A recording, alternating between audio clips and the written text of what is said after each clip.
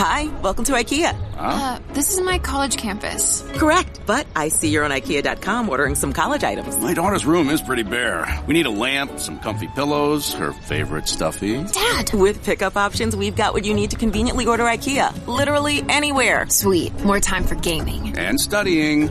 Wait, where are you going now? Got to show the ultimate frisbee team how easy it is to order from IKEA. Get IKEA whenever, wherever, however you want. Choose from thousands of pickup locations, affordable delivery options, and more.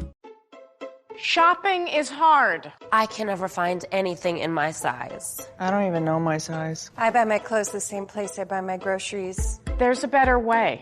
Make it easy with Stitch Fix. Just share your size, style, budget, and done. Your personal stylist sends pieces picked just for you. That was easy. Stitch Fix. Online personal styling for everyone. Free shipping and returns. No subscription required. Get started today at stitchfix.com.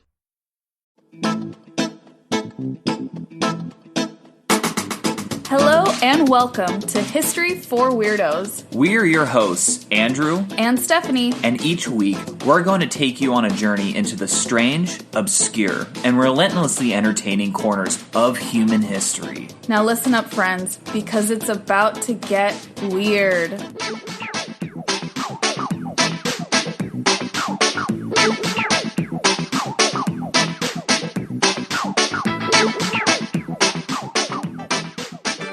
Hi friends, welcome back to The Rabbit Hole if you're familiar with my voice, or History for Weirdos if you are not. I'm Danny, I'm the host of The Rabbit Hole podcast, but I'm joined here with friends from History for Weirdos. So Stephanie, do you want to introduce you guys? Yeah, hi Danny, hi to the Rabbit Hole listeners. I'm Steph, and my husband Andrew and I are the co-hosts of History for Weirdos, where we talk about weird history. So perfect meeting of the minds here, where we go over some history today and some conspiracy. Yeah, it's gonna be a really cool collab. I'm so excited about this. It's gonna be so much fun. I know. This is also such a great episode for to collab on, because I mean, the subject today, spoiler alert, is General Patton, and he was a very interesting person, and also on top of that, he was, he raised some controversy. To say the least. I feel like I would not be here if he was like a normal guy. That's so true. That's the same for us. I mean, absolutely. The Rabbit Hole, History for Weirdos. I mean, this is a great crossover. It made so much sense. It made so much sense. Yes. Yeah, I know. Okay. And Andrew, you're going to start us off with the history, right? Yeah. I'm just going to go into the history of Patton, and we'll take it from there, guys.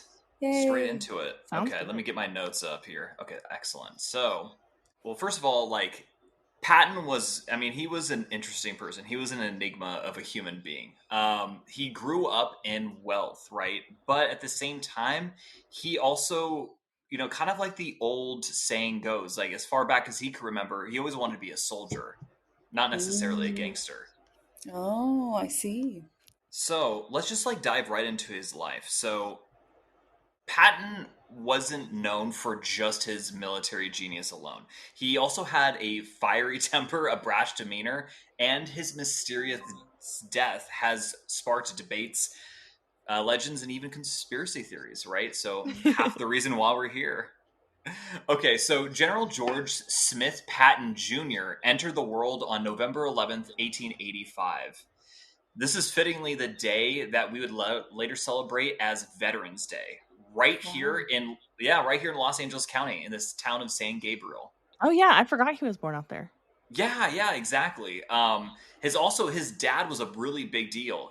He was the first mayor of the city of San Marino here in LA as well, and kind of like this big deal lawyer. And he had some really interesting family roots.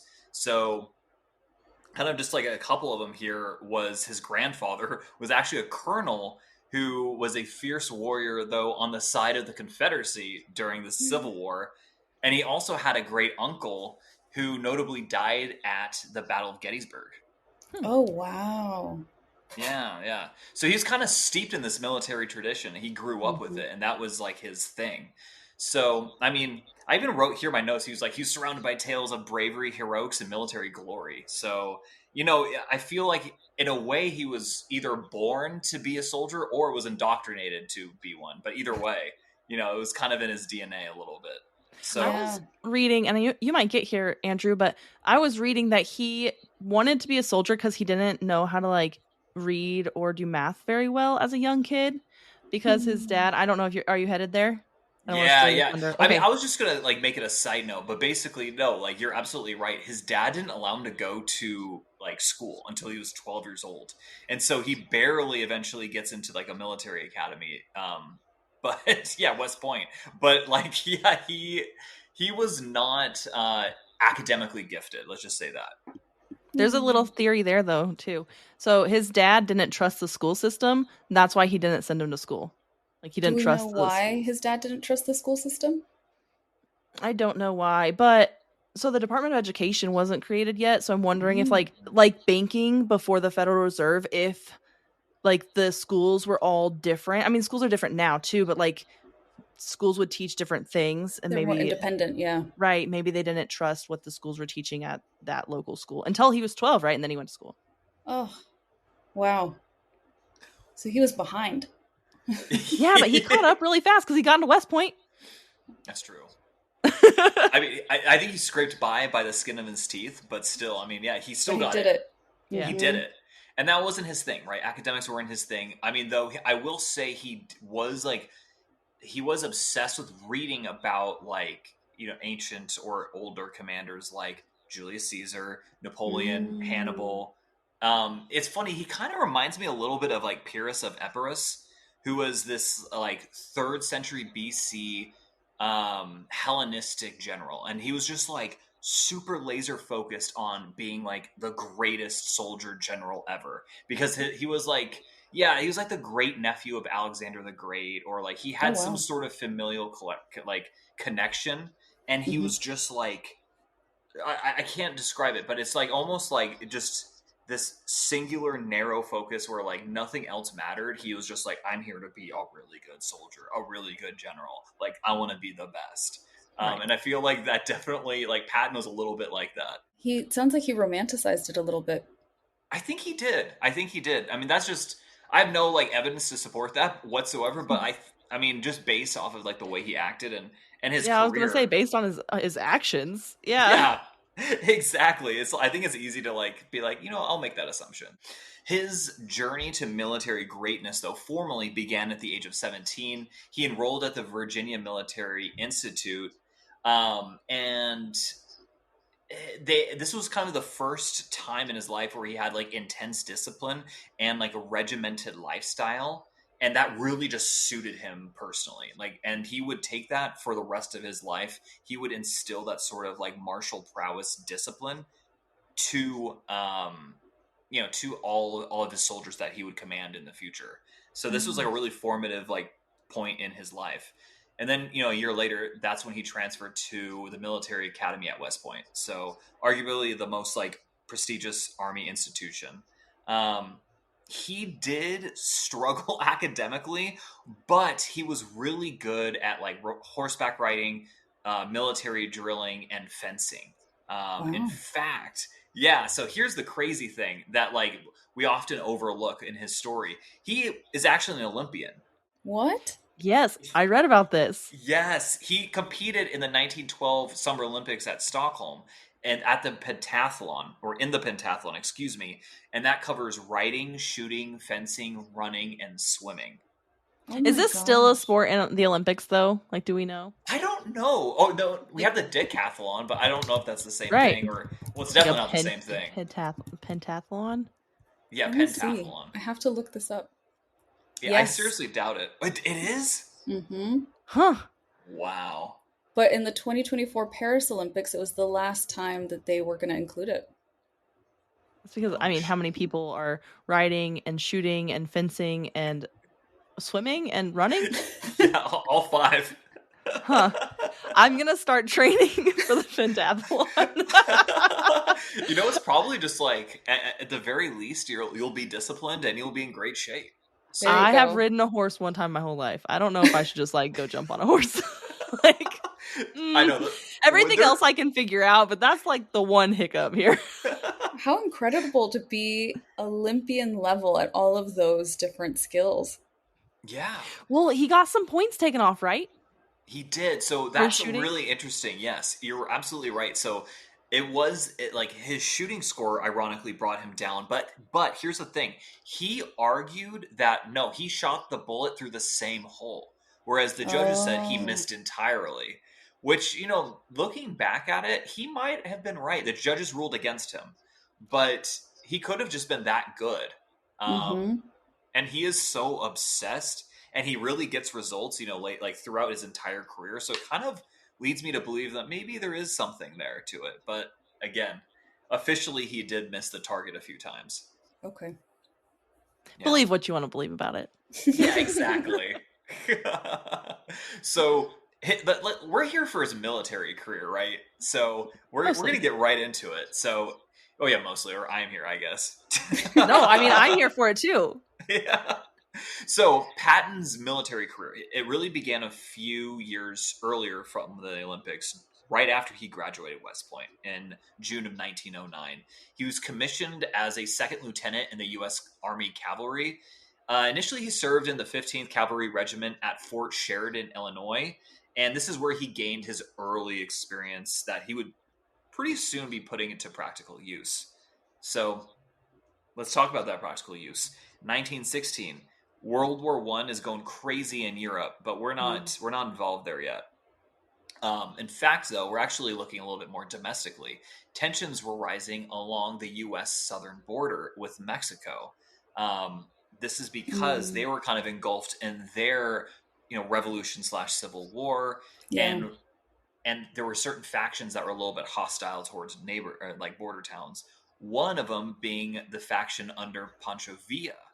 He launched in 1916, in March 9th, 1916, he conducted a border raid that, inflicted some pretty, serious damage for the town. Not in the grand scheme of things, but for the town especially. And this kind of launched I wouldn't say this was necessarily like a full-blown invasion, but Pancho Villa's attack, but it was more of like a border skirmish to kind of gather supplies, resources, money, what have you.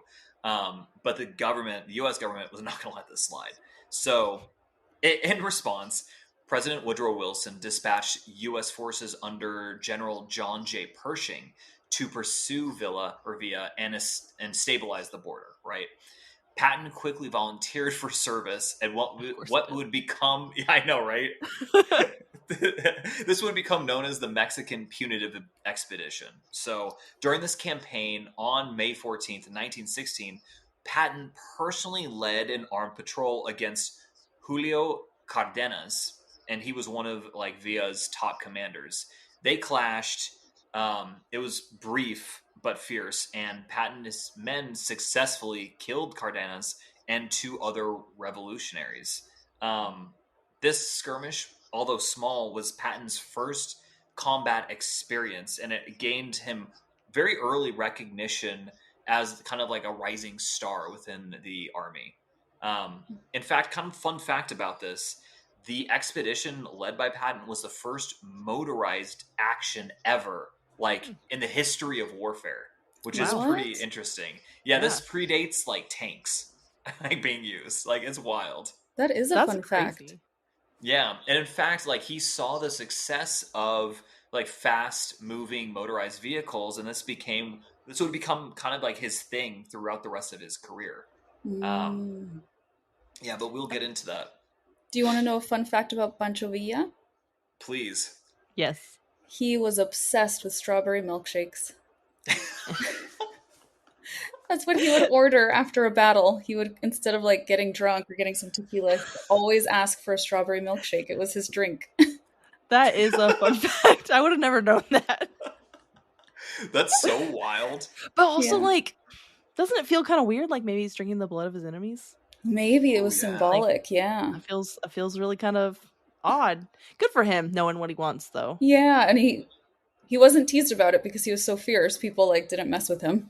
That makes sense. I don't think I'd tease him. I think he just wanted a yummy drink at the end of the day, right? Yeah. Relax with a pina colada on the beach. Yeah, We're gonna exactly. go back to war tomorrow. It'll be fine. It's gonna be fine. Yeah, it's gonna be It's called fine. me It's gonna be a good time. time. Yeah. They definitely took me time. time back then. I know, that's too incredible.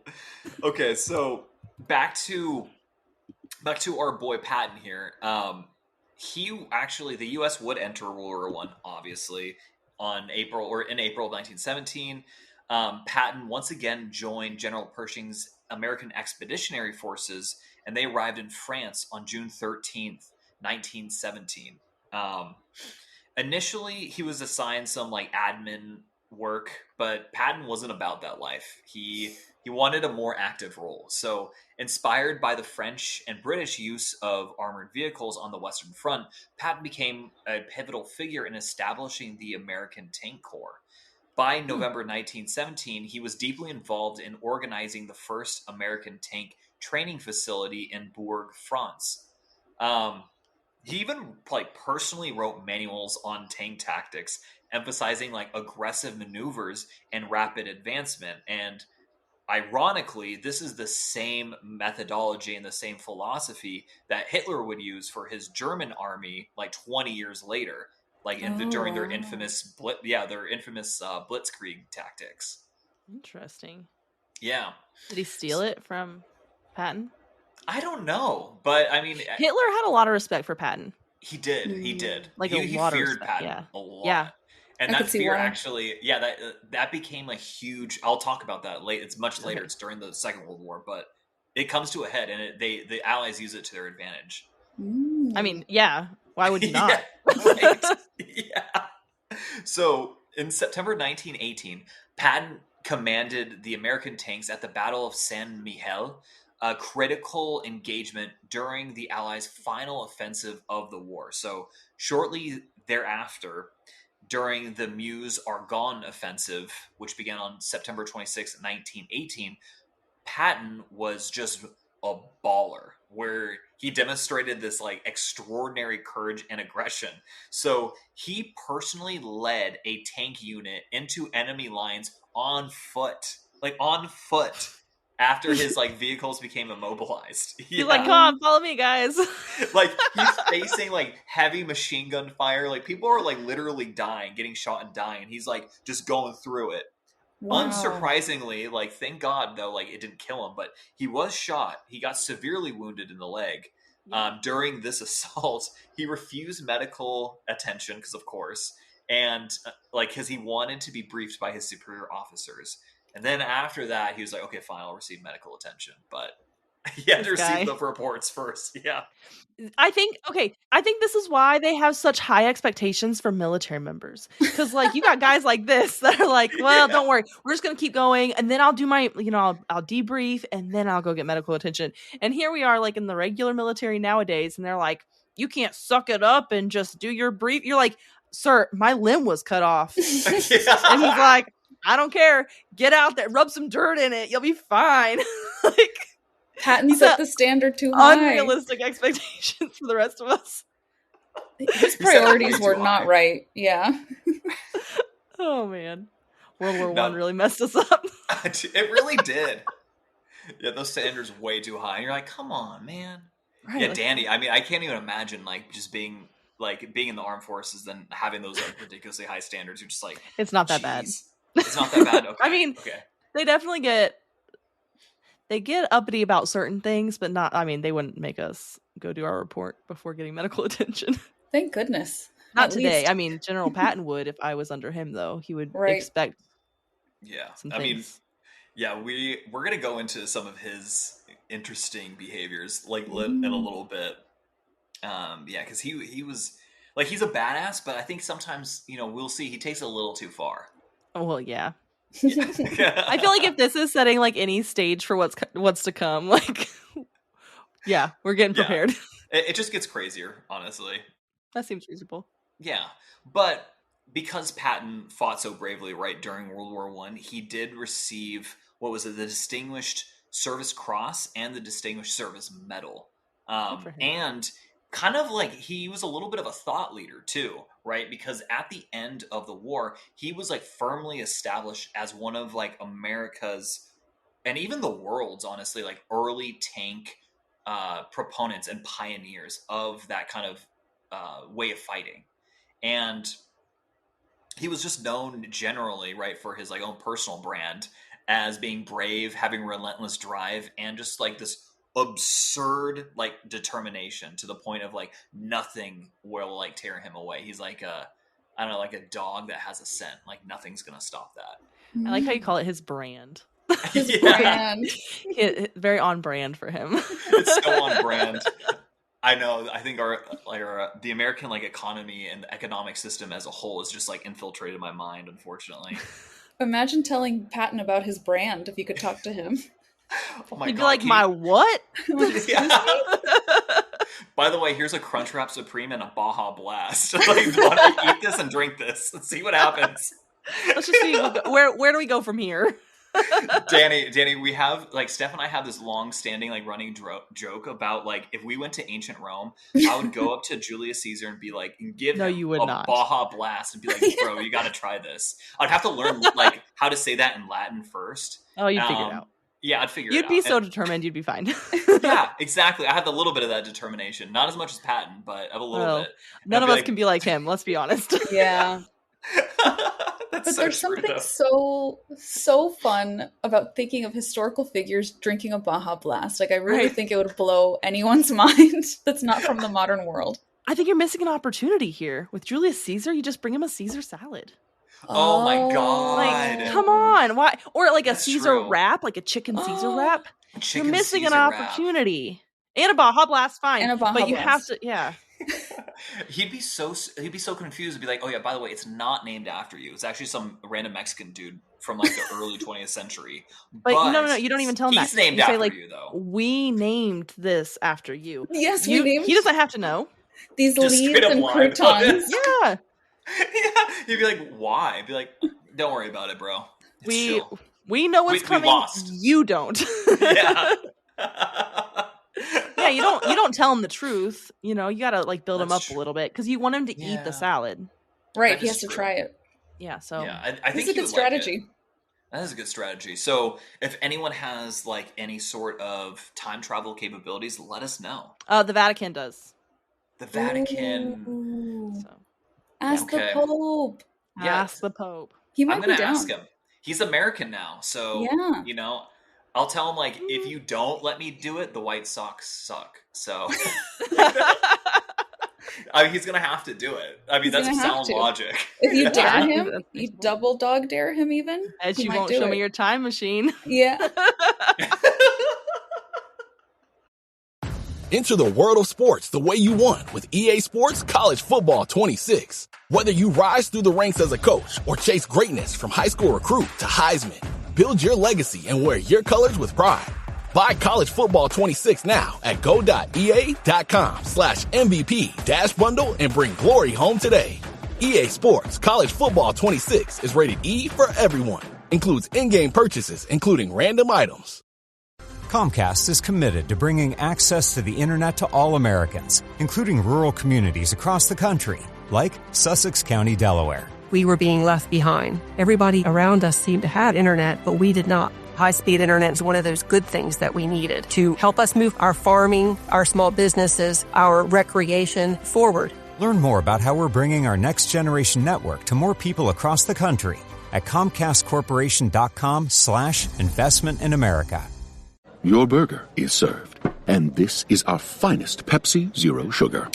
Its sweet profile perfectly balances the savory notes of your burger. That is one perfect combination. Burgers deserve Pepsi. That's incredible. Well, I forgot where I was. Oh, okay. Oh, Patton's brand. Yeah, Patton's brand. I know. No, dude, I love this. We do this all the time too. Oh, Yeah. Like Steph and Got I, off we like go down these crazy rabbit holes. My We're like, what podcast going is just on? me by myself, so I don't get to joke around ever. I know. Oh. I just like But it's fun with the tell the rabbit story. holes. Rabbit holes right. are for Oh, joking. I go down some crazy. I get wild over here. And it's so funny too that like the first podcast that we ever collaborate with is one called The Rabbit Hole because, like, I would say all the time on our show, like, oh, I don't want to go down that rabbit hole, or like, oh shit, we're going down this rabbit hole. That's why I named it The Rabbit Hole. Yeah, like, it's perfect. Every time you talk about a conspiracy, they're like, oh, we got to go down the rabbit hole. And you're like, yeah. I love Actually, it. It wasn't my idea. It wasn't? I had a co-host for a different podcast that I was a host on. And I was telling her, like, oh, I'm going to start a second podcast. It's going to be about conspiracy theories. I'm like, there's so many rabbit holes about this and that. And I just like went on and on. And then she like stopped me in mid-sentence. She's like, are you going to name it The Rabbit Hole? And I was like, I am now. Yeah. Of course. Yeah. I didn't have a name at the time, so it was a win-win. That's awesome. We got to learn some rabbit hole history. I love that.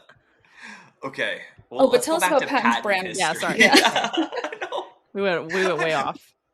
Okay, so no, dude. I mean, I love this stuff. I feel like that's part of the fun, you know. It is, yeah. Okay, so Patton, we're past World War I now, right? The world is like trying to recover from the Great War. Spoiler alert: you're gonna have a rough time, guys.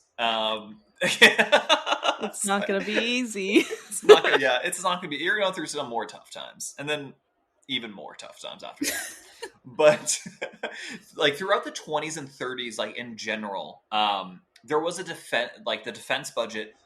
Like, get this, guys, get this. The U.S. defense budget was actually shrinking. Oh, yeah. I can't imagine a world like that. I know. A world where we don't have $1 trillion going to the DoD in a single year. That's because they didn't know World War II was coming yet. Right. If they had known. That's true. If only, they would have been bulking up. That's actually fair. Yeah, that's true. So he basically he becomes a little bit of a thought leader during this time. And so Patton predicted that future wars would rely heavily on speed, armor, and decisive aggressive action rather than like the static trench warfare of World War I. Another spoiler alert, he's 100% right. So he became increasingly known during this period, even more so for his discipline and demanding personality, both professionally and personally. It's funny because he gets married at some point, but like it's such a small part of his life, and even has a child. And he has children. Yeah. Yeah. Like, what are their names? I honestly it was like he didn't really care. I shouldn't say that. Let me take a step back. He didn't care. But based off of his actions, he didn't care nearly as much as he did about like warfare. Okay. The only reason I knew that he had a child is because at some point, one of the videos I watched said he went to go rescue his son-in-law who was a prisoner of war. I said, son-in-law, that means he has a daughter. Yeah, exactly. It was the only mention of children, and it was barely a mention of his children. It was his son-in-law who became a prisoner of war. So it was really about war and not about his children. Exactly. It's insane. Like, I had no idea. About war. Yeah, it's always about war. Yeah, I don't know anything about his wife. Pesky kids. Yeah. They're his side hustle. His family's his side hustle. His wife's got that under lock. She's fine. Yeah. She'll figure it out. Oh my god. So like during this like interwar period, right? He's being known for being a disciplinarian. He's a little uptight, I will say. Badass, a little uptight. Imagine that.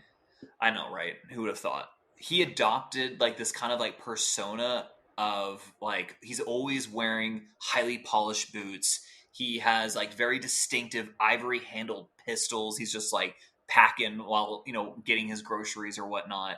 And his uniform's always like perfect. So like he is really about like, his own personal brand, going back to that, is really about being like disciplined. That is his thing. And he kind of like, it's ironic though, because this is just the duality of man, I suppose. He was not in control of his temper. He had a temper. Interesting. Yes. You think that he would have figured that out with all of his discipline? Right, exactly. I think it's a different mindset though. Like it's a different part of your brain, I guess. Steph, you would know. It's such an obvious like weak spot to have if you can't control your emotions, if you can't control your temper. And it seems like he liked control. Yeah. Yeah, exactly. I wonder how clean his house had to be. Oh my gosh. Like I bet he came home and was like, yeah. Yeah, like do the quarter bounce on the bed. I bet you could do that. I was such a shitbag in the Navy. If this guy was my general, he would have been like, get out of my Navy. I mean, he was obviously Army. I get that. But like, he would have come over to the Navy to be like, you get out. Get out. You're done. You're out of here. Get out of here. We don't want you anymore.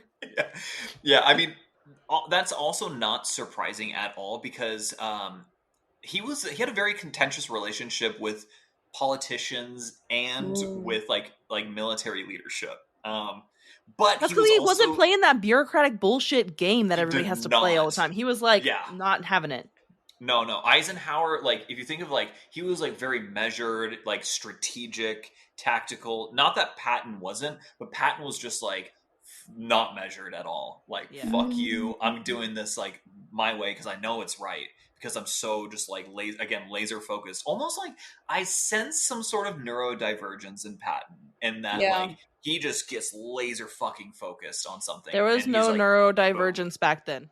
That's true. Yeah, it didn't exist. It magically became. It's actually did not exist then. It's modern, but in today's day and age, he'd have neurodivergence. Oh my god, imagine explaining neurodivergence to like Julius Caesar.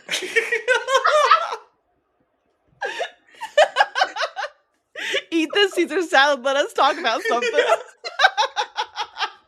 We're going to share our hyperfixations with you. Yeah, let me tell you about a podcast and be like, what's a podcast? Be like, oh, it's kind of like a radio show online. What's a radio show? What's online? And you just have to go, like, just keep on going back.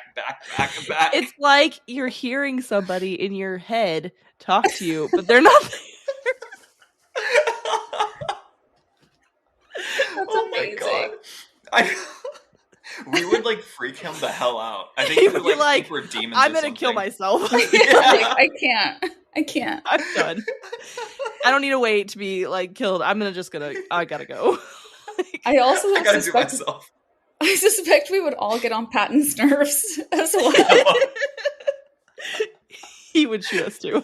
He'd be like, "You are the ones telling my story right now." I know he would hate it so much. So undisciplined in your telling of the story. That is very accurate. Oh man! But that's why we love like the rabbit hole. That's why we love History for Weirdos. Exactly. Luckily, he's not here to yell at us about it. Yes, that's true. I know. Well, what's also kind of interesting about Patton, and by interesting, I mean not great, is that he held very deep prejudices, most notably against Black people. Of course. I think that tracks for the time, though. I think that we do have to take into consideration the time, and his grandfather, who was we have taken into like sense. Like everything like leading up to where he's at. Like, yes, do we agree with that? No. But the timing and his history, it does make sense. It does equal racist Patton. Yeah, like the duality of man, right? I think what's interesting too is like despite or even probably perhaps because of these controversies, Patton was like a deeply influential figure within the military. Because again, he was this thought leader of like, okay, it's going to be aggressive, fast-paced, armored warfare. That is going to be the future. That will get us ahead. That will like let us win. Because during this interwar period, like Danny, you're absolutely right. Like the military isn't modernizing. The military is still like a World War I military. Though that will like change pretty drastically, I think, in the early 40s. So I heard, and this has a little bit to do with what we're talking about, and not really General Patton, but I heard somebody else talking about our military specifically in the U.S. and how like they honestly thought that horses would be on the battlefield forever, and so they don't modernize until they're like absolutely forced to. So even like after World War I, like you're kind of seeing things are changing, but they're like, nope, we've always done it this way. So like the military has always had this mindset, and we hear about it even now when you join the military, but like we've always done it this way. So we're always going to do it this way, which is not the truth. We all know that. But so going into World War II, I don't think that they were thinking about modernizing. Patton was, but I don't think like as a whole the military was. I think that they were still on this mindset, like, we're going to probably need a cavalry. Right. Because they hadn't, and that, I think that was a little bit controversial on Patton's end as well. And I don't know for sure, this is just my own opinion, is that he was like, we're going to use tanks and we're going to be aggressive and we're going to do this. And they're like, no, we're still trench warfare. And he's like, are you guys paying attention to the world? Like, it's not going to be like that. But they weren't, or they, like, we'd always done it this way. So that's how we're always going to do it, which was not the case in World War II. I know, it's kind of crazy to think about, like, that was their methodology. And that's like the same century that we were born in, which is wild to think about. I mean, obviously we're born at the end of the century, but, you know, at the same time, you know, like in what would be, I guess, not Patton's lifetime, but like people like, you know, of that era, like in their lifetime, they would see the U.S. military going from like, oh, like constantly behind like that to sort of like what Eisenhower would coin in the 50s, like the military industrial complex, like coming and almost like having, like, we're almost having like a problem on the opposite end of the spectrum where like weapons are so advanced and so capable, like you almost need to manufacture wars so that like corporations can, you know, sell more to the government, make more money. And you have this I don't think I would fully agree with that. You don't? Because when I was in, our planes were from the 1970s. Oh, and they just sunned down that aircraft in March of 2025. Like they just sunned down, and they had been talking about getting rid of the aircraft since like 2012. But I mean, like the 1970s, 1980s is when these aircrafts were built originally. And yes, like the technology inside got upgraded, but like when I joined, we were still running like Windows 98. Wow. And I joined in 2013. And I didn't get to the squadron until 2014. Wow. So they continue that tradition of being behind. Yeah, like it's like, yes, I think you're right on the money that there are companies building things way far in advance. I think that we are still behind in implementing those things in the actual military, whereas like contractors are implementing those things all over the place. That makes sense because they have more freedom to do so. Yeah, less bureaucracy. Yeah, right. Exactly. Interesting. Okay, so it's a little bit layered and more nuanced. Yeah, sidebar, sorry. No, that's great. That's really interesting. Information. Yeah.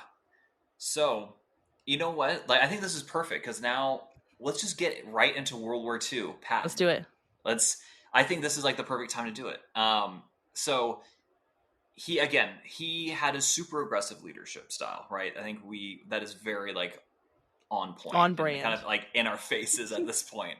So, what's really interesting, and this is actually like part of World War II that I mean, to be honest with you, I'm actually not a big World War II guy. Interesting. Yeah, I know. It's a little bit, because I feel like everyone is, but it's never, I actually really like Patton. And I've always been interested in him, but World War II as a whole, weirdly not like super interested in it. It's probably because I'm an ancient history guy. Through and through. Though I will say like the Cold War has been fascinating me lately. But anyways, yeah, speaking of sidebars, don't want to go down that rabbit hole. I could go on and on about World War II, but we shouldn't. Yeah, I know. We'd probably be here like dangerous. All day. Well, oh, yeah. Some things that I've been reading about lately. I haven't even started an episode for my podcast yet because I'm like, I don't know if I should. I think I should. Maybe I won't. Intriguing. We'll see what happens. You'll have to send us some of what have you been reading. Oh yeah. Yeah, I'm I'll really send it curious. Okay, good. So, World War II, Patton. We're gonna be the first like thing he's involved with is the Allied invasion of North Africa, Operation Torch. Again, I actually didn't know a lot about this at all. November 8th, 1942, Patton commanded the Western Task Force, which successfully landed around 35,000-ish troops near Casablanca in Morocco. Despite like their initial resistance from Vichy French forces loyal to the Nazis, Patton quickly secured Casablanca just like a few days later on November 11th. Oh, wow. Wow. Yeah, he was not messing around. So following some of these early successes, Patton assumed command of the U.S. Second Corps in Tunisia in March of 1943 after it had been defeated at the Battle of Kasserine Pass the prior month before Patton took over. Wow. They were struggling a little bit. Patton introduced his strict discipline and insistence on like rigorous training and being in shape, quickly revitalized the Second Corps, and then contributing significantly to the eventual Allied victory in Tunisia by May 13th, 1943. And what's crazy is like he's fighting against like Rommel, right? Who's like a field marshal in the German army. And he was like he himself is also a badass. Like that guy was like a brilliant military commander. And like Patton is just going at it and winning, which is pretty amazing. So Patton's, and I'm kind of just like, I could go into this longer, but like we could probably be here all day. I'm just kind of covering like the highlights here. His next major assignment came shortly thereafter, July 1943. He was placed in command of the U.S. 7th Army during Operation Husky, which was the Allied invasion of Sicily. Oh, yeah. Yeah, they landed at Gela, Sicily on July 10th, and they advanced quickly inland. His forces like swept aside like any Axis forces that stood in their way, and he pursued like retreating Axis forces, eventually capturing the key city of Palermo on only like less than 2 weeks later on July 22nd. Wow. Yeah, he was crazy. He worked fast. Yeah, he worked really fast. I definitely seeing the way he operates. I see why he was a big fan of Julius Caesar, because like they were all about speed and efficiency. Really interesting. So they wrote that. They got Palermo July 22nd, and then even marched all the way to the city of Messina and captured it on August 17th. Which is kind of crazy too, because like that city has played an important role in like warfare in the central Mediterranean for like thousands of years by this point. So it's really interesting actually like hearing that, like saying Messina and not thinking of like a Roman army or a Carthaginian army or something like that. No, General Patton. Yeah, General Patton, just a couple thousand years later. It's awesome. So his tenure in Sicily was marked with a bit of controversy. Between military hospital visits on August 3rd and again on August 10th, 1943, Patton slapped 2 American soldiers. Accusing them of cowardice and malingering, unaware that they were suffering from what we now know as PTSD. Oh. Yeah, they had shell shock. But he looked at them and he was like, nothing's wrong with you. And so one of the guys, he literally ripped out of bed. Yeah, it was He bad. was like, you're fine. Get up. Oh yeah, my he was pissed. He's like an immigrant mom. What mental health? You're fine. What is mental health? Yeah. You don't need that. Get up. You don't need that. Just slap them around and they're better. Right. Yeah. So this really pissed off Eisenhower. So he was like kind of like the supreme commander. And he actually privately reprimanded Patton, and he temporarily removed him from his command because of his, outbursts, so to speak. He was like, "You're a little too hard for this military." Yeah, exactly. Also, unsurprisingly, Patton was kind of like butting heads with a British general, General Montgomery. I love that. Oh name. yeah.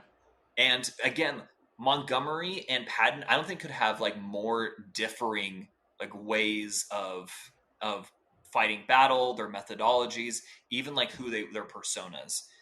Patton was fiery, all about action and like being decisive, whereas Montgomery was a little bit more cautious, reserved, and like really loved planning every single detail of like, let's say, an invasion.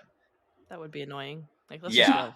Yeah, exactly. You couldn't have like just more differing ideologies just buttoning heads against each other. And so I think that also probably played a little bit in Eisenhower, because Eisenhower's more on Montgomery's like wavelength. They saw more eye to eye. So that was also probably another reason where it's like, okay, Patton, you're kind of annoying Montgomery. He's taking over command, and he's going to lead the invasion of mainland Italy from Sicily. So that must have been really hard for Patton. Yeah. And what's even harder, and this is kind of like where the Germans knew he was a badass, and they knew that like he was arguably their most like not most important general, but maybe their most valuable general.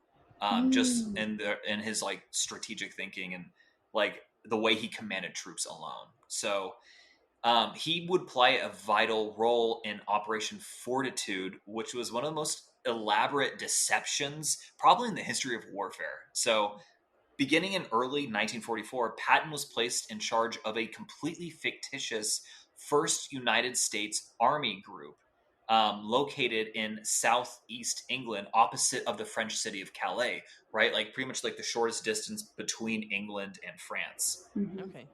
The goal of this entire thing was literally just to draw the attention of the Germans. He's not really in charge of any troops there, but they made sure the Germans knew he was there, right? Because in the Germans' mind, they're like, literally, there's no fucking way, excuse my French, but there's no way whatsoever that they're gonna sideline their most valuable general. Like that just there's no way they're gonna do that. That's insane. So they thought there's an entire like giant contingent like of an army basically that's gonna be straight land at Calais from southeastern England. That's actually a smart move.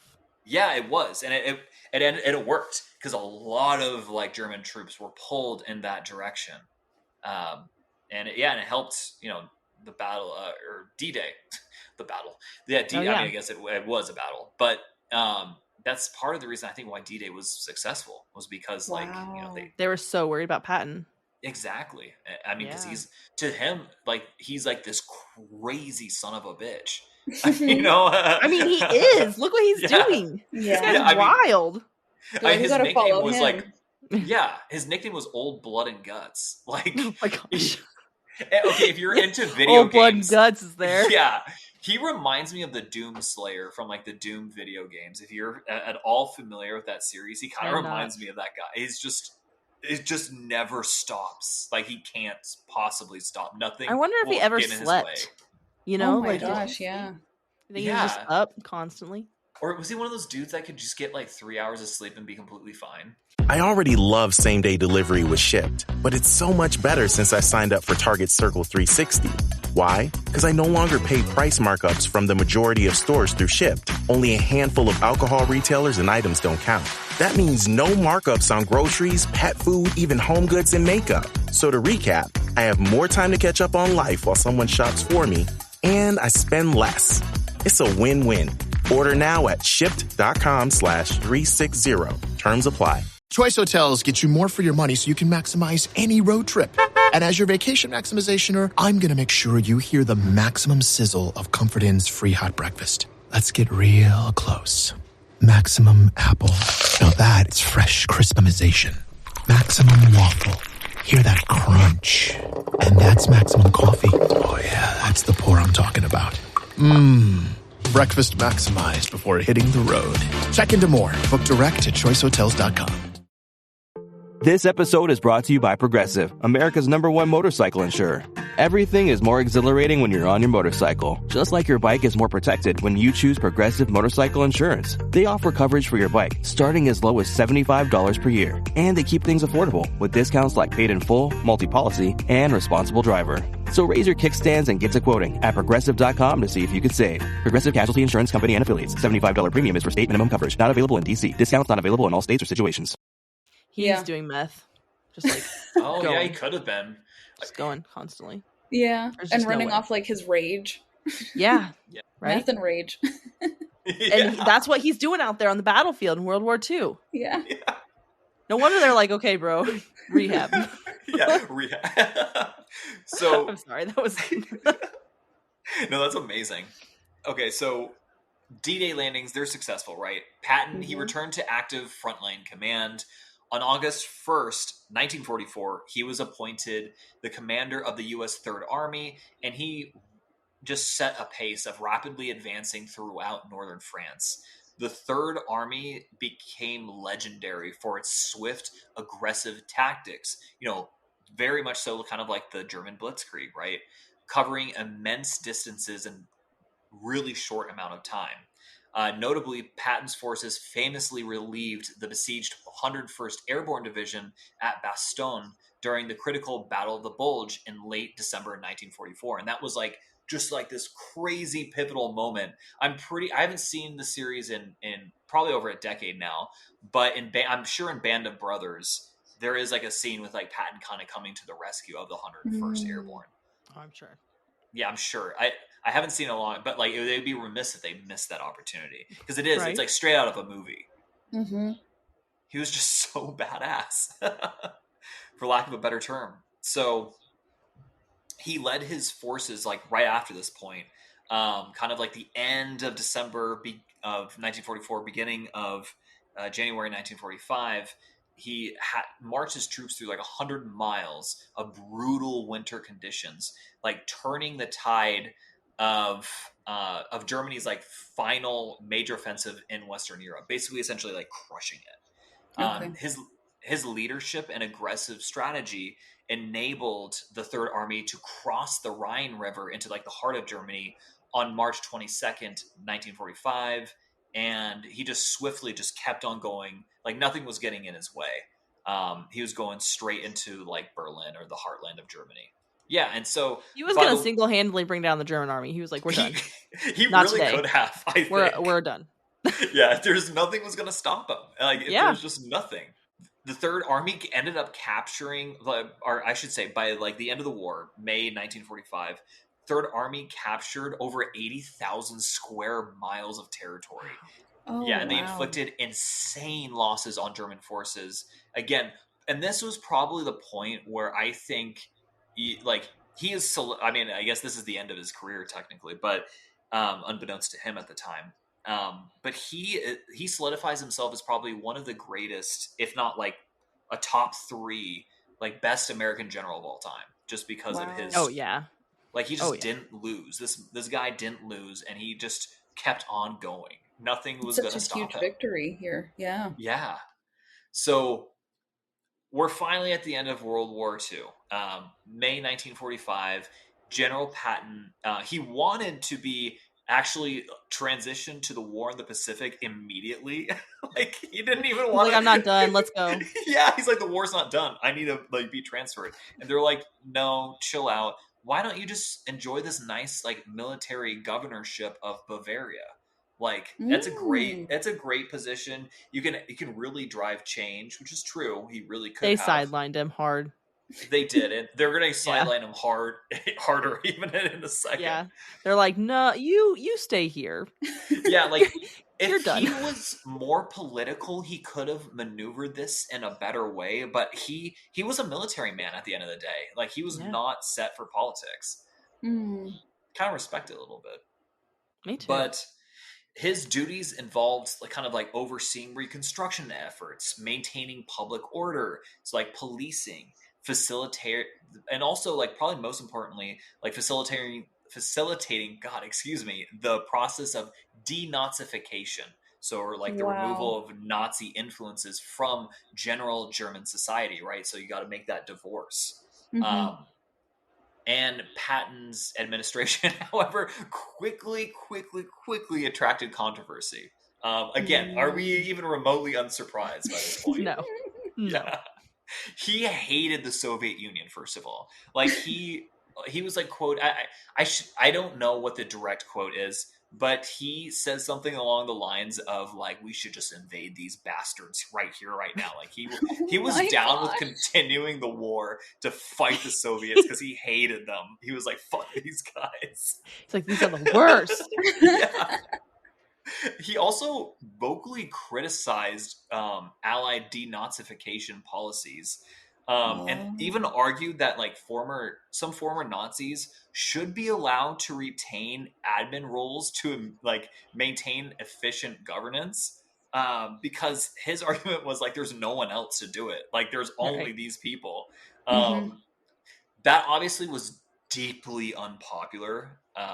I think for obvious reasons. Yeah. So, but he saw kind of like, I guess the next stage, the next evolution of conflict for the United States being that like the Soviet Union was kind of like, yeah, they were our allies by necessity, but they're not our allies in general. Right.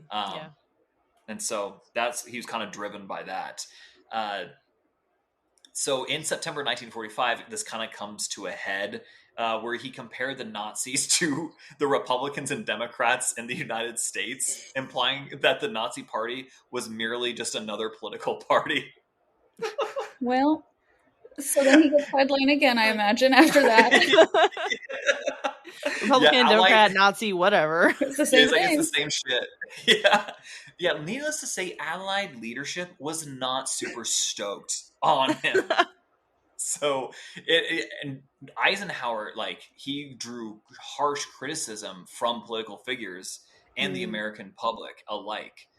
Patton was, unsurprisingly relieved of his post as the military governor in October of 1945, and he was transferred to command the 15th Army, which was basically a ceremonial role tasked with documenting the war's history in Europe. And this was, even amongst everyone, right, this was pretty much viewed as a demotion at the time, because he was sidelined from any sort of post-war governance whatsoever. Yeah, and Danny, this is, I think, what you were referencing. Like, this is a big-time sidelining. There's no way to look at it in any other, like, context. Well, when I was reading it, like, the first sideline was being the military governor. They were like, let's chill this guy out because he's wild. And then they were like, you're still just causing so much drama, like so much, like, let's go a little bit further. So they like double sidelined him. They're like, get off the field. You know what's crazy too? I'm kind of drawing in. We had a guest on our show by the name of Norman Older, and he's this brilliant author, and he wrote a book on LSD and the intersection of like LSD, the Nazi Party, the CIA. It was MK Ultra. MK Ultra. Oh yeah, he goes into that. It's a fascinating read, and I'm literally blanking on. Oh, it's called Tripped. That's right. Mm-hmm. And we had him on the podcast, and it was really interesting because we talked about how the U.S. policy in Berlin immediately after the war was to let Nazis stay in power if they were effective. So if what's his face? If Patton, I just told the whole story. What's his name?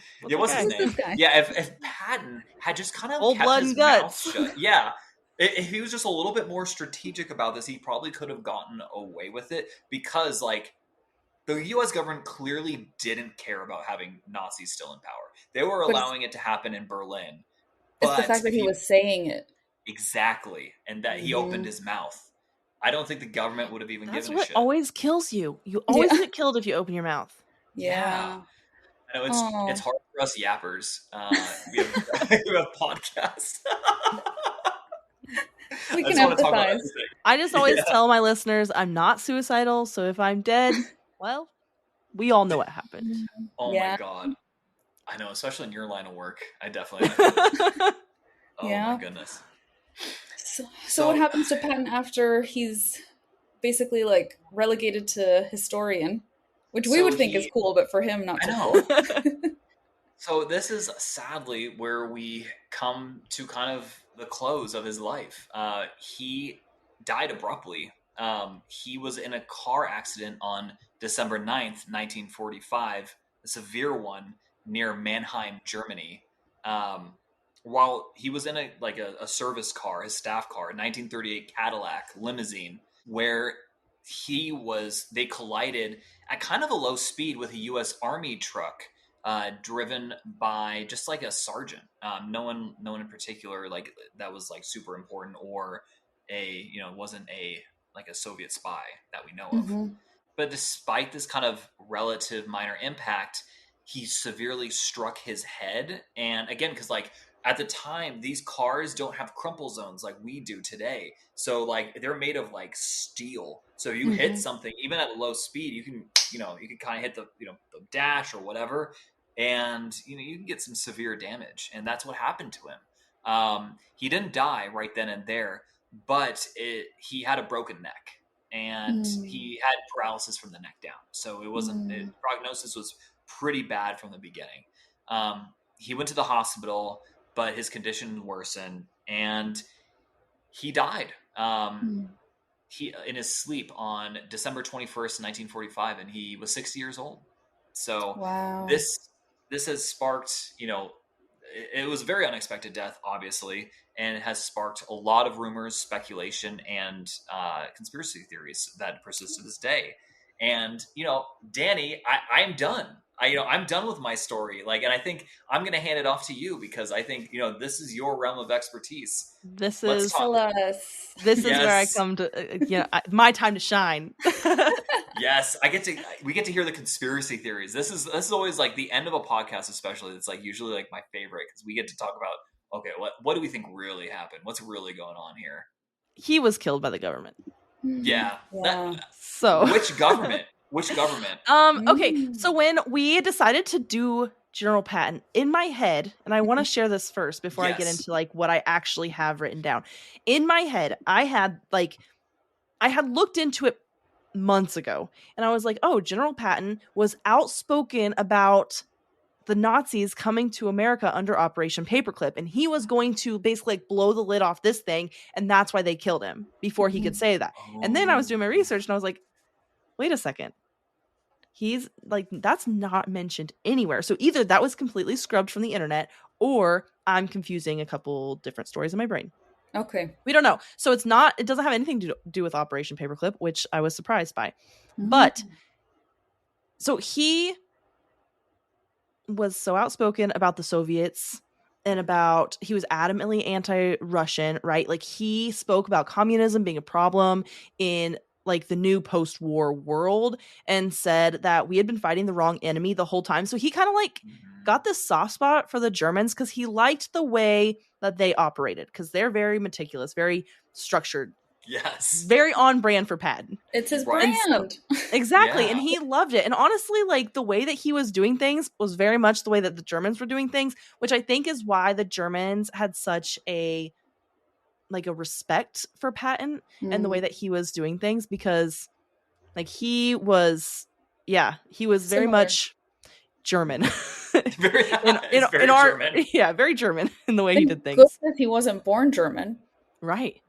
Yeah, screwed. Exactly. I know.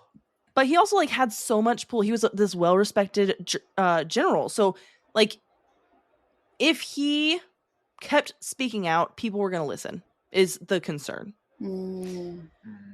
So he didn't see the need for denazification, which is what you were saying. Like he wanted to keep everybody in power. So that's where like the theory in my head that I remembered looking up, and this theory, I was like, he didn't want the Nazis to come to America, but here in every source I found, he was like totally fine with the Nazis. So I was like, I don't know. I confused the things. So when he was military governor, you kind of explained all this already, that he kept all the Nazi party members in place just to keep doing their jobs. He didn't have anybody else to do it. And actually, I wanted to kind of go back because I heard this quote and then I couldn't re-find it. So I'm just going to kind of paraphrase the quote. During the war, one of the members of the Nazi party said something along the lines of, if there were more Pattons, we would have already lost the war. If there were more Montgomerys, we could take a vacation. Oh my God. So like something along those lines. And they said something about like there was a third general they also mentioned, but I was like, that's hilarious. Oh my God. They were like, yeah, we're not really worried about Montgomery. We'll be fine. But Patton, like that guy, he's crazy. Yeah. But insane. Either way, his death was super suspicious. So he was in a car accident where he was the only one hurt, which I think is what first sparks the like thought. You're like, wait a second. There was 2 other people in this car and there was a guy in the truck and nobody else is hurt. And it was a slow car crash. It wasn't like a high speed crash. It was very slow. But he hit his head on like the glass partition because it was a limousine, right? So there's a glass partition. That's where he hit his head and then he was paralyzed from the neck down. But it makes you wonder because he was with Major General Hobart Gay. It makes you wonder if Hobart Gay knew the truck was going to collide with the limo and then shoved Patton forward in an attempt to kill him. Because it'd be a good opportunity. Yeah. Exactly. You know this is going to happen. And for a long time, like, and actually I'm going to wait to get there because I want to make sure I follow my notes. Otherwise I get lost. No, it's fine. Yeah. So, okay. Either way, he was staying in the hospital where he wasn't allowed any visitors. Not like one source I found said that Beatrice got to come and see him. His wife got to come and see him, but that was the only person. But every other source said he got no visitors at all. And also, like, how would she get there? It's not like planes were just like gonna take you to Europe from the US. But all the nurses and doctors were required to sign non-disclosure agreements. So they never talked about what Patton said while he was in the hospital. Never. And then he died in his sleep with fluid in his lungs, which, okay, I could understand that, but congestive heart failure, which kind of makes you think, like, did they give him something to stop his heart? Right. Because, like, he was the only one injured. Now he's paralyzed, so they have to do something. Like, they got to finish this guy off. Right. Then his heart just randomly stops in the middle of the night. Just maybe they killed him. So they didn't do any investigation into the car accident, into his death, nothing. The truck that collided with his limo wasn't even supposed to be on the road that day. There were no orders to move the trucks during that time. At first, like, they didn't even release the name of the truck driver because they were like, well, we're not going to tell you. And the accident happened in this very isolated area where, like, there wouldn't be that many witnesses. So it makes you wonder, like, why was that truck on the road that day? I mean, now we know the name of the driver because it doesn't matter anymore. And they say that he wasn't Soviet, that he was just an army general, but he was a nobody, right? But of course, you're going to use a nobody. You're going to use just like a army soldier to drive an army truck because that's what makes the most sense. And we can play that off pretty easily. But without an investigation, they couldn't determine if foul play was involved at all. Like, was it the Russians? Had he been speaking out? You know, like, I mean, he obviously had. Was it the military? Was it just some German civilian that jumped in an army truck? Like, it could have been a number of different people, but they did no investigation. They're like, oh, just an accident. And you'd think with such a prestigious person dying that they would at least investigate. Well, in the minute he died, they're like, accident. They wrote it off. That was his cause of death. Wow. Yeah.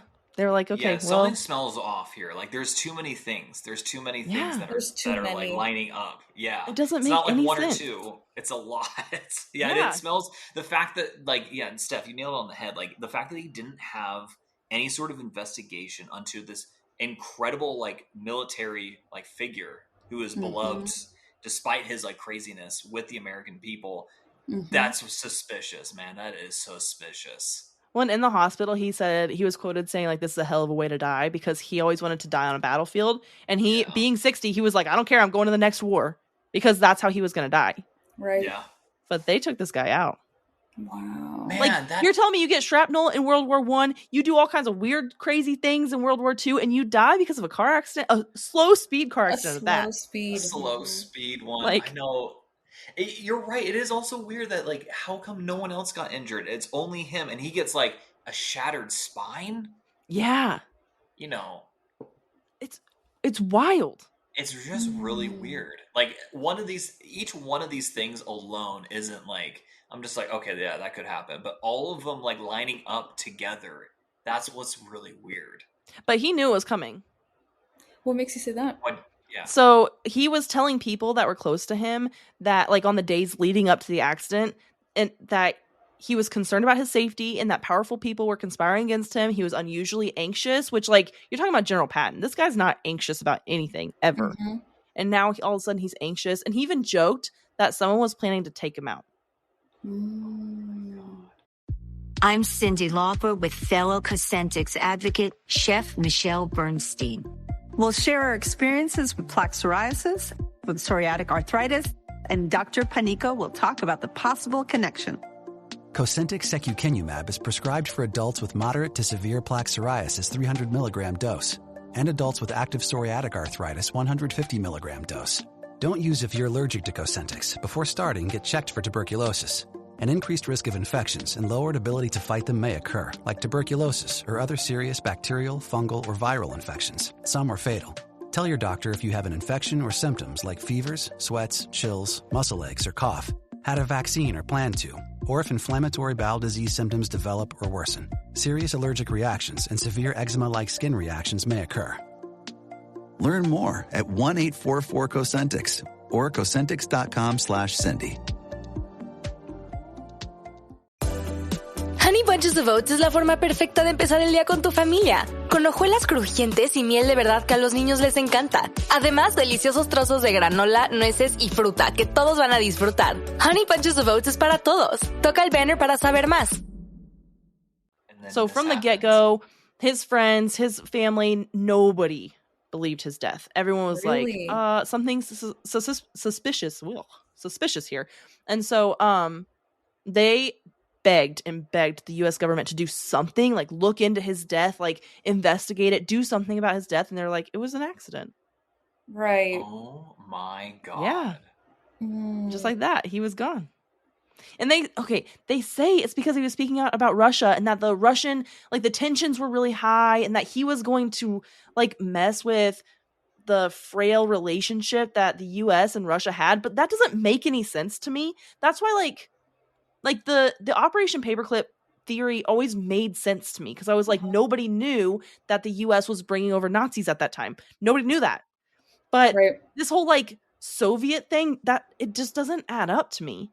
Because it's like one general who we already know is like a wild card. He's going to speak out about communism and how that's not like great for our country. And that's our next enemy. And that's going to crumple this whole like relationship. It doesn't seem very like threatening to the US government at all, what he was saying. Right. That's a weird reason to take him out. They were worried, and all the evidence or on all the sources, it said that they were worried about him rupturing their fragile relationship. But that doesn't make any sense. Yeah, the relationship is fragile. It will rupture.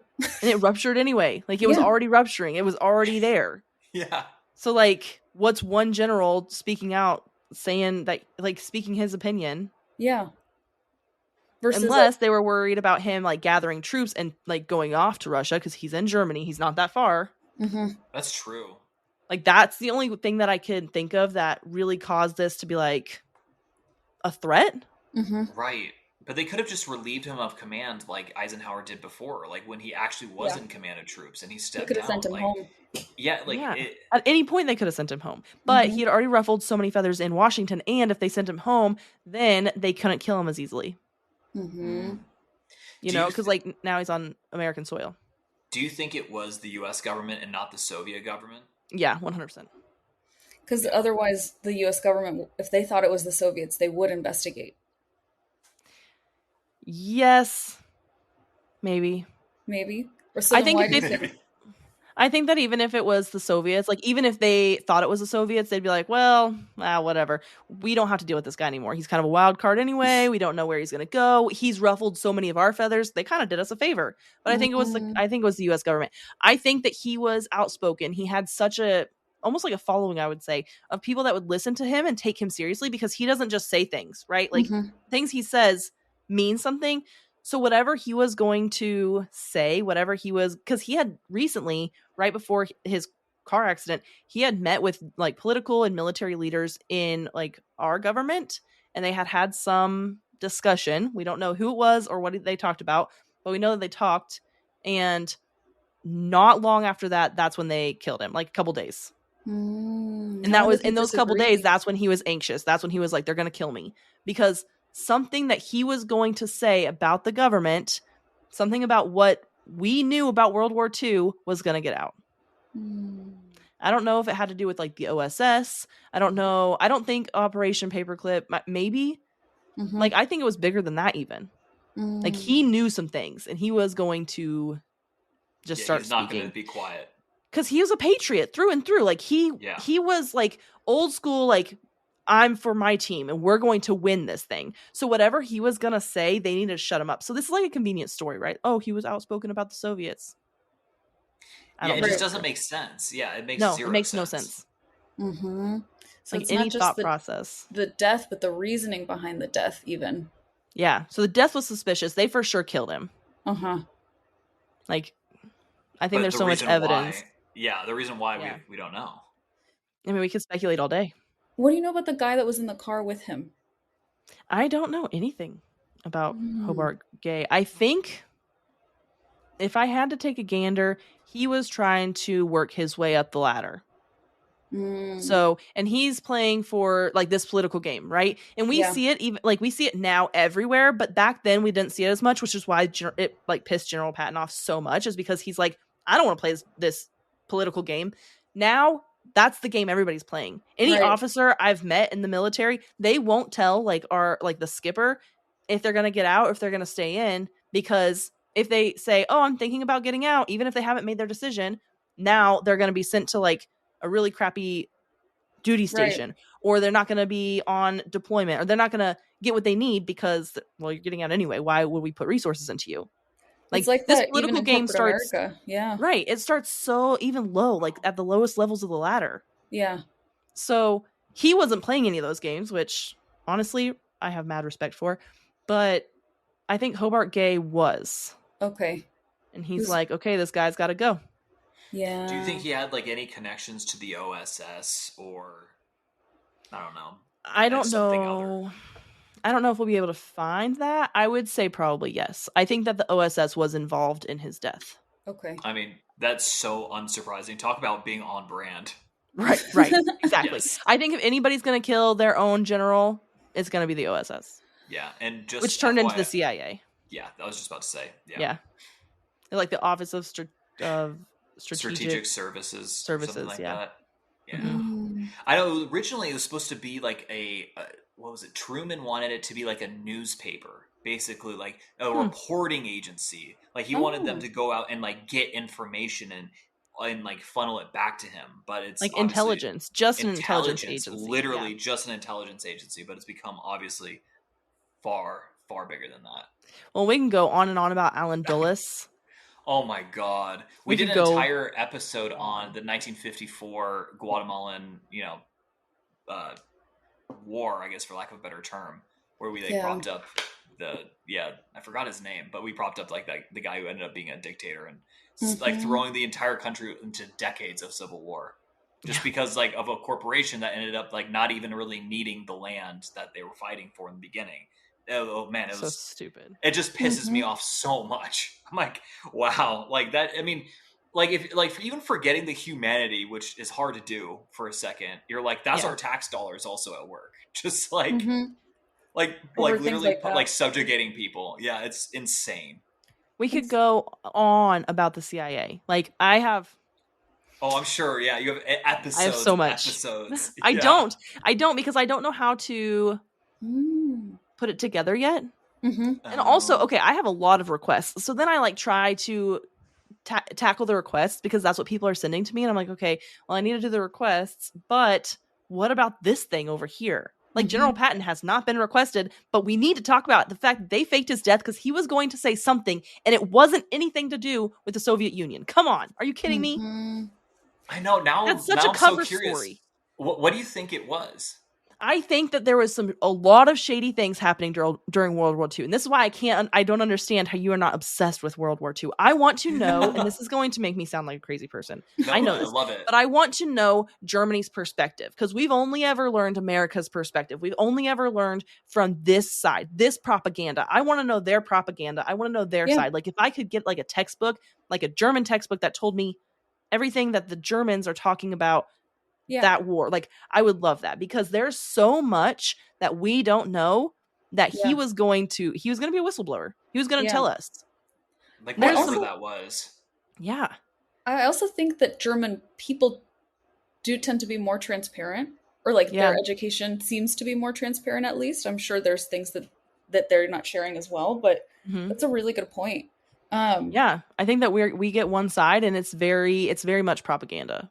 And it's very much like we are the good guys. Like we went in and we saved all the Jews and everybody's free. We like the Germans, they're so bad. They're killing all these people. You're like, yes, absolutely. Nobody agrees with that. I'm not trying to like make anything okay about that. But what else? What else was happening? Right. Like, yes, we focus. Right. We hyper focus on like the Holocaust aspect, but there's so much more about it that we don't know and they've hidden away. They're like, focus here. Don't look over here. This is. Yeah. You know what's funny? Andrew, before we hopped on, I was getting like my lemonade and he's like, how are you feeling about the episode? I was like, I have a strong feeling that it's going to wrap up with we were the bad guys all along. I think that we were involved. I think that the U.S. was involved somehow, but it got out of control. I think we were involved from I don't know how, and I don't know all the inner workings yet. And that's kind of, I think, maybe why I haven't done World War II yet. It's because there's so many unknowns in my brain that I haven't figured out. Mm-hmm. And so I'm like, I know for sure we were funding it. Both sides, not just our side. We were funding both sides. Mm-hmm. I'm not surprised. Yeah, that sounds like us. I don't know exactly how else we were involved in it. That can't be it. You know what I'm saying? Right. You're right that it has to be, the stakes have to be that high of like ruining the US's savior sort of persona. Yeah. To sacrifice someone like Patton. Exactly. Right? And that's a big he risk. knew, and he wasn't supposed to know. I think that he found out something he was not supposed to know, which is why they're like NDAs for all those nurses and doctors, which is not unheard of. Mm-hmm. My dad's grandpa, when he died, he had a guy in the room that was like, I'm just gonna sit here just in case he starts to speak, because if he started to say something on his deathbed, they had to kick him out because he was delusional a little bit, and he knew some things that he was never supposed to talk about. Oh wow. And so they were like, so that to me isn't like a bunch of red flags, except what was Patton doing that's so top secret? Like, he wasn't doing anything. Yeah, he got found demoted. something out. Right. He found something out that he wasn't supposed to know. I mean, yeah, you're right. Like his kind of like behavior after the war, right? Like he's speaking out against like the Soviets. He's like talking about, like, he's almost sounding a little bit like a Nazi sympathizer, right? And exactly, it's like, yeah. You're like, what is happening here? What is going on? I wonder if it was his proximity to so many former Nazi officials that somehow got him the information. Yeah, and he was like helping to rebuild, and he was like in the heart of it. Yeah. So he got to see, to your point earlier, Danny, he got to hear their side. Yeah. Their perspective on things. Yeah. And you know what's interesting to me? And maybe it shouldn't be. Maybe it is totally normal, and maybe I'm just a skeptic. In Germany, you'll be prosecuted for denying the Holocaust. Yeah. Which I'm like, okay. Why? Like, that feels kind of cuckoo. Dramatic. Like, we're going to prosecute you. We're going to put you in jail if you said that the Holocaust did not happen. Not that it, not even that it didn't happen. That it didn't happen to the extent. Yeah, and that is if you weird, disagree with any part of the narrative. Yeah, then you're prosecuted. Yeah. So and that I'm like, to my knowledge, there isn't anything other than that is like illegal in Germany. Like in otherwise terms of they have speech. freedom of speech. Yeah. Yeah. From what I understand, I don't know much about German politics or German laws, but this actually would have I'm been sure really we have a interesting. German listener. If you are listening from Germany, write in and tell me, because I have to know. Yeah, tell us.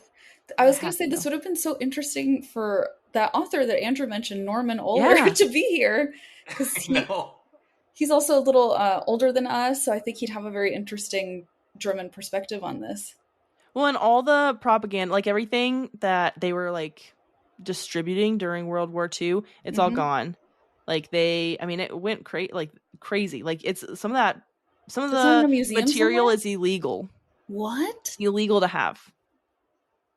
But now I want to see it. Exactly. Me too. Because I'm like, why is it illegal? Wait a second. Yeah. What does it say? What does it say? I hate this. This is maybe why I don't go down conspiracy theories, because now I'm like, I need to know. You know? That's the hardest part, is like there's so many unknowns. And so I try to leave it open-ended, because I'm not trying to tell you what to believe. Right. I'm just, here are the conspiracies. And sometimes like there's multiple conspiracies and they contradict each other. So I give you all of them and I'm like, you decide. But there's different Did we land on the moon? But did we land on the moon? Oh, right. Like, I mean, there's so much. It's what you were just saying, Andrew, is why I struggle, but people seem to like it when we do like an unsolved mystery in history. Right. Is because it's really hard for me to not have that answers. Like, my brain is like, you will now not sleep for 2 days thinking about I have dreams about it all the time. That's why, and I think, that's where I'm at with World War II, is because I don't have enough information, and I think that maybe it's me. I'm a little bit of a control freak. I think that anything I can get my hands on still just isn't enough. You know, like I need something from that other side. I need that information. Have you ever considered going and doing like field research? Yes, except everything's illegal there. Right. Damn, so then what? That's so annoying. Right. Like you can't just outlaw history. Like they can, and they can change it, and they do it all the time. That really pisses me off. They do it all the time. What about in other countries that were occupied by the Nazis? So I don't know. So I don't think it's illegal everywhere. I think that it would be hard to find. So I would basically need somebody to be like, hey, I know a guy, or I am a guy. Like, I've got some information you need to see. And I would be on the next flight, probably not the next flight, but I'd be flying to whatever country that is for me to meet up with the guy to read the information. Because that's the information that, and even if it contradicts our stuff, like, that's what I want to know. Absolutely, yeah. Like, I don't care about, like, the official narrative. Like, I want the truth. That's all I care about. I just want the truth. And so I try to share the narrative because I'm like, here's the narrative. Here's what they're telling you to believe. And here are the 18 reasons why it's not true. Yeah. Which, I mean, we all know the U.S. government has our best interests in mind and would never lie to us. Ever. Right? Not even one time. Ever. Not even one time. Not even one time. Jeffrey Epstein definitely did not have a client list. Yeah, he did not have a client list. He did not he just kill killed himself. He was There is fine. no Warren Bossing say, you know? Oh my gosh. Wow. Sorry, that's an Avatar The Last Airbender reference. They are batting 100. Like, those guys over there, the government, they're just telling us all the truth. How special. We're so lucky. I know. Just lucky to be... No other government is like our government. So true. I know. It's so fascinating. We talk about this all the time, that because my siblings are a lot younger. So my brother's 21, my sister's 16. And I feel like we were the last generation that like fully got like spoon-fed the propaganda of like the US is always right and always the good guys. Because my siblings don't seem to believe that. That's interesting. Yeah. Because I feel like they're piling it on harder. Really? And the reason I say that is because of the college aspect. The college is just an indoctrination. Level. Yeah. It's just an indoctrination machine, right? So if you weren't indoctrinated enough, K through 12, which you weren't, right? So that's why they're like, go to college, go to university, go get hundreds of thousands of dollars in debt, not knowing what you're going to do. And we're going to tell you exactly what to believe. And we're going to tell you exactly where to protest and what to protest about and why you should be this like warrior for whatever cause, right? And you're like, wait a second. I never stopped to think that maybe I don't agree with that cause. And then the people that do, they get like just beat down. Right. That's why like people don't speak out when they're like, oh, I don't fully agree with this. Yeah. But I can't say that because now I'm a bad person. Funny because my brother is college age, but he's a film student. Oh, so, like, he's just making movies and stuff. And his school is very artsy, I guess, is this the way of saying it. And so I don't know if he's getting as much then as others would, because I don't know. He's very prone to conspiracy theories. Okay. I was going to say, would you consider it a liberal school? I think so, but that's the problem right there. And it's not that it's liberal, because it could be a conservative school. The fact that you consider it one or the other is the problem. I think so, but to be honest, I don't know enough. Right. Like any university, right? You're like, oh, this university is like very conservative. You're like, okay, well, they're feeding you that propaganda. Yeah. This university is super, super liberal. You're like, okay, well, that's the propaganda they're feeding you. So go protest about whatever. Like, not that it's always about a protest, right? That's just been on my brain lately. But it doesn't matter, like, left or right. They're dividing you. Yeah. You're absolutely right. It's like a division tactic, right? It's easier for people to fight each other instead of realize, oh, actually, it's the people at the top. Like, they're actually and that's why Trump. Everything. That's why they let Trump win. Yeah. You either love him or you hate him, and there's not a lot of in between. And it works. You are so divided, and you bring it up. Now everyone's fighting. It's so interesting. convenient. I had never, now I'm thinking of universities under that lens, and like thinking of people that I know that went to different types of schools Yeah. and like what they believe now as 30-year-old adults. And it does ring true. And I'm not trying to I don't think everybody's like this. I think that people can think for themselves, but I think that the schools do a really good job of teaching you exactly how to think, which is why the Department of Education is so dangerous. This is not General Patton. Yeah. Oh yeah, I forgot. I'm sorry. That's right. We place so much trust in higher education. Mm-hmm. So much. It's seen as like, you are the authority because you're a university, so you know all the things. And I'm coming here because I need to learn all the things you know. And you can't get a good paying job unless you go to university. Yeah. You can't really be a successful quote unquote person if you don't go. Mm-hmm. Marketers, you know that feeling when your content just works? When you crush a viral trend before 10 a.m.? When one tiny tweak to a landing page sends click-through rates through the roof? That's Contentful. Dynamic content made blissfully simple. Contentful helps you create and launch personalized experiences instantly across any digital channel. No stress, no limits. Only possibilities. Come get the feels at Contentful.com.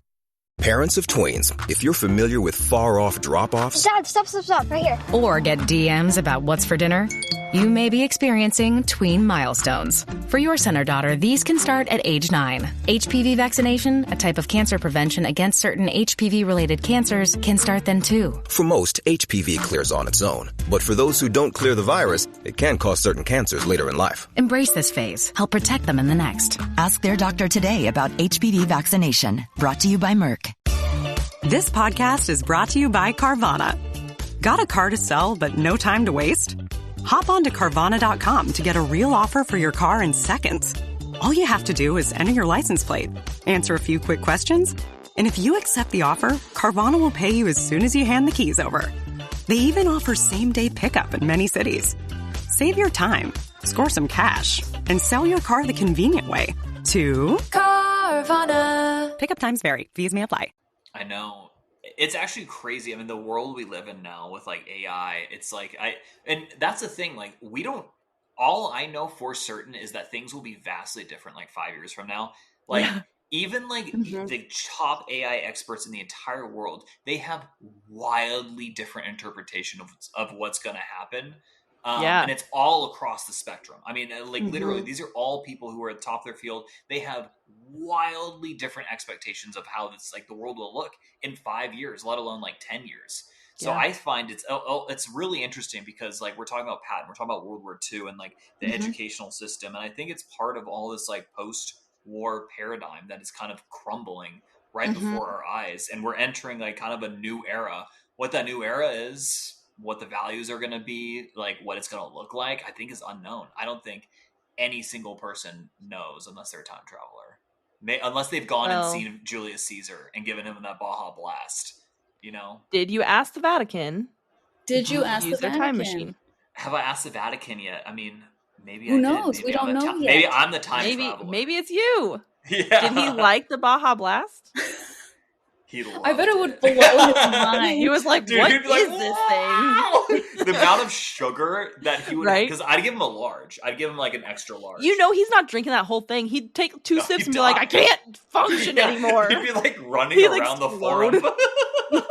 No. Yeah, he'd be like, holy shit, this is amazing. I'm gonna give it to all my troops. They're gonna be like, just like, it's like when the Nazis gave the Wehrmacht like meth, you know? But like sugar to like ancient peoples. They'd be like refined sugar. They'd be like, oh my god. Like, what is this? And the coloring in the Baja Blast? colors, Oh. yeah. The coloring, yes. They're like, wait a second, where'd you get this water? Don't worry, I got it in the mountains of Baja. The Baja Mountains, they exploded. It was a volcano, really. It was a big blast, really, if you think about it. Oh my god. Danny, how do you do your episodes and then disconnect from them? Because it just gets... That's a great question. Yeah. That's a really good question, actually. So I just did a lot of like back-to-back satanic stuff, and I didn't mean for it to go that way, but that's just how everything's been going lately. And so I had to do a Bigfoot episode to like chill Cleanse me out. your palate. Yeah. Well, I've been having pretty bad nightmares lately, Yeah. like waking up, like crying, like night sweats, like the whole nine. And so I'm like, okay, I need to chill out. So actually in that episode, I was like, guys, this isn't even going to be that good of a Bigfoot episode. You know, I'm just going to get it out there because you guys want the content and I am losing my brain a little bit. So actually General Patton was a nice palate cleanser because you're like, yeah, he knew something. What it is, we don't know. And that's kind of nice. I'm kind of like, okay, whew. At least it didn't get weird. I love how this is your palate cleanser, and for me, I'm like, wait a second. Well, I live in this crazy world with crazy. Like we could talk. We should get a drink and talk all night long. Like we could literally be up all night just talking about something like wild things that I have covered in my brain. Like not in my brain, but like on my podcast. Oh yeah. So I don't know, and I get that question a lot. Actually, they're like, "How do you stop? How do you turn it off?" And I have had to retrain my algorithm on Instagram. So I have like my podcast Instagram and then my personal Instagram. So podcast, it's full of conspiracies. I'm scrolling. I'm like, oh my gosh, like that makes sense. That makes sense, right? All the conspiracies. My personal Instagram, I'm like, oh look, a cute fluffy cloud. Like it seems silly, but I'm like, you know, I need to chill out. Or I go inside and I watch. Yeah, and I listen to like podcasts that don't have anything to do with conspiracies, and I think a lot of people there are not a lot of female conspiracy theorists in this world of podcasting. There are some, not a lot. And so I do things that females would do that males probably wouldn't. So they're like, oh, I'm a conspiracy theorist. I go and listen to other conspiracy theories. And I'm like, yeah, I listen to Too Hot Takes to listen to Reddit stories because I can't seem to make my brain shut down the way guys can compartmentalize. I cannot. Yeah. Or I go inside and my son's like, let's play Rough House. And I'm like, okay, let's play Rough House, buddy. Oh, the kids must be so grounding. Oh yeah. It really brings you back because like they don't care. They don't care about all that noise. They just like kind of quiet you down. And they're like, how do I do this? How do I ride a bike? Right. How do I write my name? Yeah. And so then it's like, okay, I need to like, but sometimes it's actually been really challenging. And that's probably one of the dreams that I have a lot is I've done a lot of like the Pizzagate stuff and like the ritualistic stuff with children. And then I go inside and I like play with my kids and I'm like, oh my gosh. So then when I'm dreaming about my children in ritualistic ways. And I'm like, they're going to come get them. So then I wake up like ready to kind of kill somebody. So that's been really challenging. Well, yeah, that's like your maternal instinct kicking in, right? Your brain has absorbed all this data and now it's like trying to warn you, protect your offspring. Oh my gosh. So that's been challenging. So yeah, I did a Bigfoot episode and I get like this sometimes where I'm like, okay, let's find something like a nice conspiracy. Yeah. A nice conspiracy. So, yeah. So General Patton, that's easy. It's nice. Yeah. Easy one. Andrew did most of the work anyway. So yeah, it was my pleasure. Chill. I'm gonna I've been requested to do the Mountain Dew conspiracy. So you keep bringing up Baja Blast. I'm like, well, I'm gonna cover that like next week. Yes, that one. Wait, hold on. That's the one where like every time they release a new flavor, there's something big that happens, like a negative world event. Yeah. So like Code Red, then 9/11 happened. Yes. Yeah. What? I've never heard of this one before. Yeah, I'll send it to you. One. Yeah. Yeah, it's fun. Please but it's like it's like kind of silly, right? Because is Mountain Dew predicting major catastrophes, or are the catastrophes right? Like, are they doing catastrophes because they're like, oh, Mountain Dew's coming out with a new flavor? We better do something wild. This. Yeah. Like, let's take advantage of this. Like, like it's kind of fun to. It's more think absurd. think about something silly, which it's definitely coincidence. And I say on my podcast all the time, like, I don't believe in coincidences.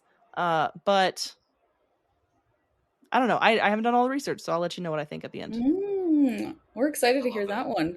So thank you so much for doing this with us. Thanks for this was awesome. You asked for a promo swap and I was like, I could do you one better. Yeah. I know. This is definitely better. This is way better. I love it. And I hope everyone enjoyed hearing.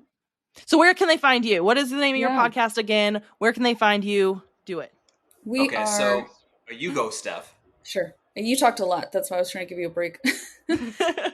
We are at History for Weirdos on everything. Primarily, you can find us on Instagram.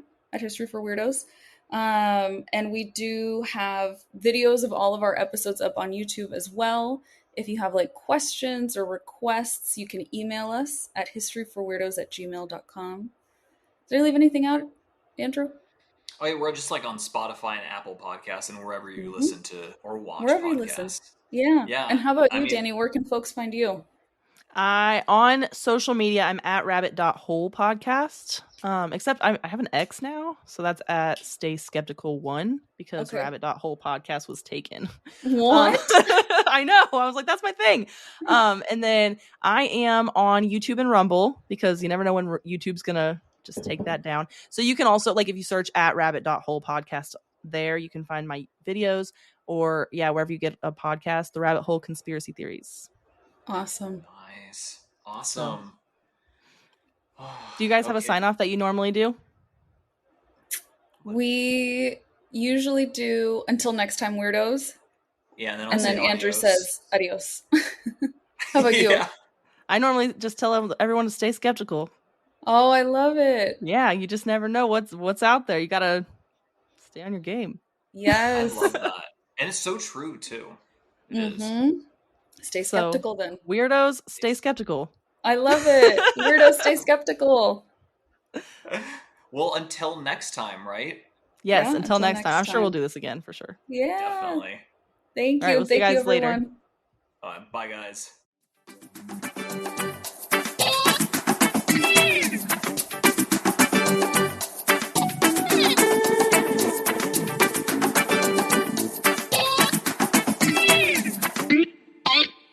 Mm-hmm.